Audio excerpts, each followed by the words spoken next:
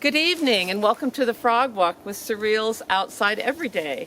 I'm Linda Bailey and the owner of Woodsong Nature School and a naturalist with the Klamath Outdoor Science School.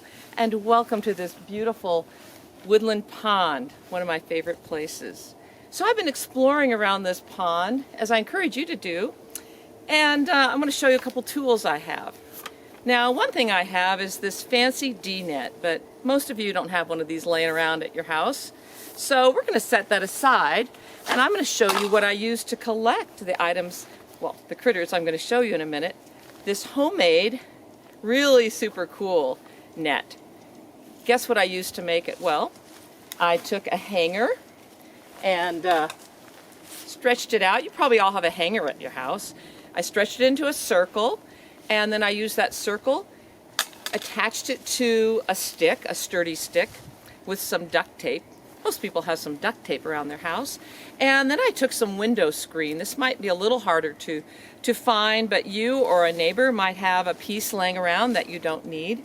And I sewed it onto the coat hanger. Super simple. Just took some heavy cotton thread, and you can get someone in your family to help you, I'm sure. There's someone who would be interested in making something this super cool.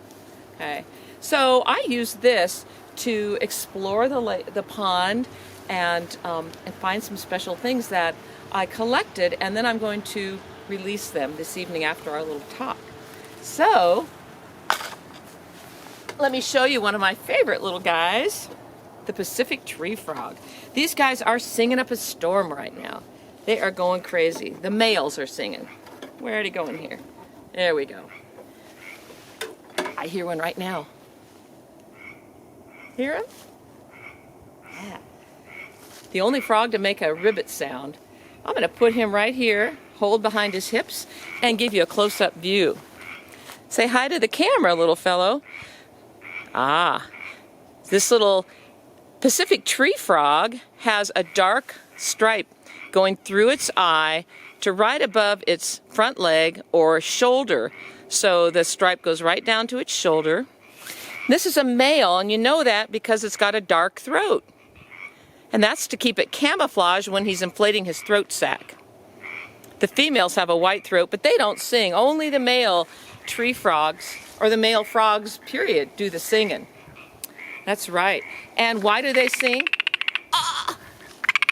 Look at that. You're going to go to your buddies in just a minute and look for a girlfriend. You know, it is a Friday night, so good time to catch a date, right?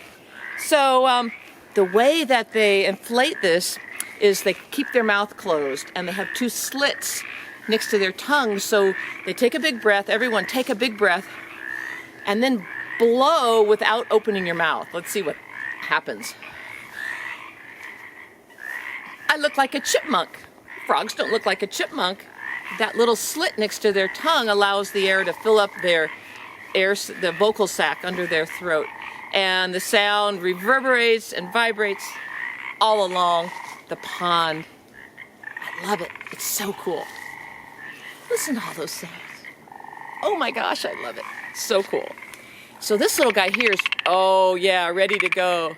Ready to go. Now, why is that little guy singing, you wonder? Of course, it's to attract a date, and the female, when she lays her eggs, the male fertilizes them as they come out, right along the shore. And I have some that I found with my super cool homemade net. They were eggs, now they've hatched into larvae, and they're free swimming now. The little tadpoles are pollywogs. They're hard to see in here, so I'm not going to take time to do that, but they're in here, and they're also going to be released this evening. Hallelujah. So, something else I encourage you to do. You're thinking, I don't have a pond where I can go. Well, then sit by a window. If you live in an apartment, sit by a window. If someone can take you out, that's wonderful. And if they can't, you can sit and listen for the beautiful music of nature this time of year. You can look for a puddle. Sometimes frogs breed along puddles. Or I've heard frogs singing in gutters or ponds in their yard. Little tiny just garden ponds. There's all kinds of opportunities. Wetlands are great. So find your favorite spot. If you can get someone to take you to a wet area, fantastic. But you want to come in the evening. It's just past sunset and perfect time to hear the frogs. And then get out your nature journal. And remember, we're supposed to record, what was it? Those 4 things. The date, the sound is so wonderful. The time, the location, and the weather. Let's see. It's almost 8 o'clock. About 40 degrees. Clear. And I know where I am. I'm at a beautiful woodland pond. So last year I recorded that information. I did a little drawing of a Pacific tree frog, wrote the information. So when it came time to know when I should share this frog walk with you all, I knew what date would work, and I picked today to share this with you.